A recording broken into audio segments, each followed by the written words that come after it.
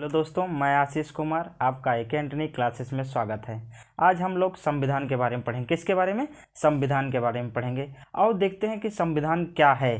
तो संविधान के बारे में कुछ जानना भी आवश्यक है, तभी तो पता चले कि संविधान है क्या चीज़। तो वास्तव में अगर आता है आपको से पूछा जाए कि संविधान क्या है, तो आप क्या बताएंगे?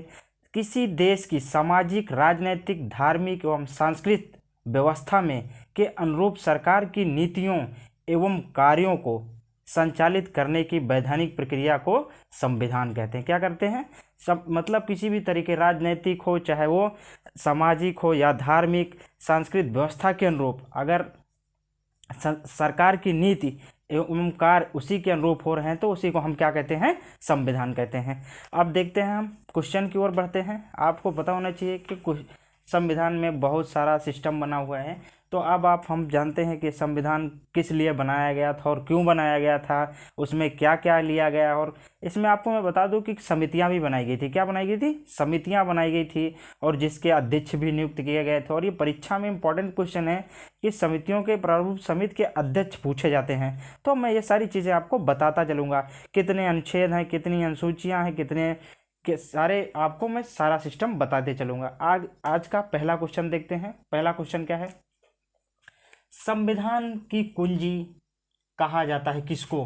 तो संविधान की कुंजी किसको कहा जाता है? प्रस्तावना को। किसको कहा जाता है? प्रस्तावना, जिसको हम उद्देशिका भी कहते हैं। क्या कहते हैं? अगर आप हैरान ना होइए, जब आप एग्जाम पीरियड में बैठते हो वहां पे उद्देशिका आ जाए। क्या आ जाए? उद्देशिका। उद्देशिका आ जाए तो आप परेशान ना होइए, आप उद्देशिका को ही प्रस्तावना या उद्देशिका दोनों नाम से जाना जाता है। ठीक है, अब बढ़ते हैं अगले क्वेश्चन की ओर। क्वेश्चन क्या है? भारतीय संविधान में उद्देश्य प्रस्ताव लिया गया है। मतलब जो उद्देश्य है, मतलब उद्देशिका या प्रस्तावना, ये कहाँ से लिया गया है? किस संविधान? सब देश हैं हमारे, अब 200 के पार कंट्रीज हैं, तो सारे देशों में सारा संविधान बना है। तो सारे संविधान, भारत एक ऐसा संवैधानिक संविधान बनाया है कि वो हर देशों के सिस्टम के अकॉर्डिंग अपना संविधान बनाया है। तो अगले क्वेश्चन की ओर बढ़ते हैं। क्वेश्चन क्या है? भारतीय संविधान में उद्देश्य प्रस्ताव लिया गया है कहाँ से, किस देश से? तो ऑस्ट्रेलिया से लिया गया है। कहाँ से लिया गया है? ऑस्ट्रेलिया से लिया गया है। अगला क्वेश्चन क्या है? भारतीय संविधान में उद्देशिका क्या उल्लेख करती है? मतलब उद्देशिका का क्या, वो अपने मायने में क्या कहती है? उद्देशिका का उल्लेख क्या करती है? तो वो कहती है कि आदर्शों एवं आकांक्षाओं का उल्लेख करती है। किसका? आदर्शों एवं आकांक्षाओं का। अगला क्वेश्चन क्या है देखते हैं। उद्देशिका के आधार पर निर्णय लिया जा सकता है कि नहीं? अब एक चीज आपको पता होना चाहिए कि जो संविधान की उद्देशिका का है, उद्देशिका के आधार पर अगर किसी का निर्णय लेना हो तो क्या आप ले सकते हैं? ऐसा नहीं है जी, नहीं। वो निर्णय नहीं ले सकते हैं उद्देशिका के अनुसार। उसको अनुच्छेद अनुसूचियों के अनुसार देखें, तब उसके अनुसार अगर कोई व्यक्ति उसके अकॉर्डिंग है तब आप किसी निर्णय को ले सकते हैं। सिर्फ उद्देशिका के आधार पर निर्णय नहीं ले सकते। क्वेश्चन अगला क्या है? संसार का प्रथम पंथ निरपेक्ष राष्ट्र कौन सा है? तो वो कौन सा है? अमेरिका या यूएसए। अगला question, United state of America. Question क्या है? भारत का संविधान बनकर तैयार हुआ कब? बनकर तैयार हुआ तो वो 26 नवंबर 1949 को बनकर तैयार हुआ। कब हुआ? 26 नवंबर 1949। अब आपको ऐसे पता होना चाहिए कि, और एक क्वेश्चन आता है कि संविधान बनाने में कितना कुल समय लगे था। तो ये सबको पता होगा क्योंकि ये बेसिक चीजें हैं, फिर भी बता दे रहा हूँ। 2 साल 11 माह 18 दिन। कितना? 2 साल 11 माह 18 दिन लगे थे संविधान बनाने में। तो इससे सारे रिलेटेड क्वेश्चंस आपको क्वेश्चन एग्जाम में पूछे जाते हैं। अगला क्वेश्चन क्या है? भारत में संविधान लागू कब हुआ? तो संविधान तो लागू हुआ 26 नवंबर 1950 को, और ये बनकर तैयार कब हुआ था? 26 नवंबर 1949 को, और लागू कब हुआ? 1950, उसी डेट को, 26 नवंबर के दिन। अगला क्वेश्चन देखते हैं क्या है? भारत के संविधान सभा में सदस्य कितने थे? तो संविधान सभा में कितने थे? 389। ये 3 प्रांतों में थे। कौन 3 प्रांतों में थे? इसमें आपको ब्रिटिश भी थे। कौन कौन थे? ब्रिटिश थे, ब्रिटिश भी थे। कितने ब्रिटिश थे? 292 ब्रिटिश थे। 292 ब्रिटिश थे। और दूसरा 93 कौन था? 93 थे देसी रियासतें। 93 देसी रियासतें थी और 4 कमिश्नरी भी थे। 4 कौन थे?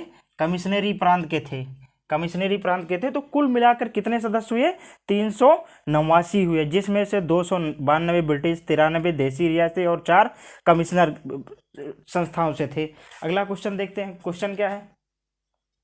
संविधान सभा की प्रथम बैठक कब हुई थी? संविधान सभा की प्रथम बैठक, ये क्वेश्चन बार बार एग्जामों में पूछा जाता है। तो वो कब बैठी थी? 9 नवंबर 1946 का। अगला क्वेश्चन की ओर देखते हैं। अब देखते हैं अगले क्वेश्चन की ओर। क्वेश्चन क्या है? अब भारतीय संविधान सभा का अस्थायी अध्यक्ष किसे बनाया गया था? अस्थायी अध्यक्ष क्या था?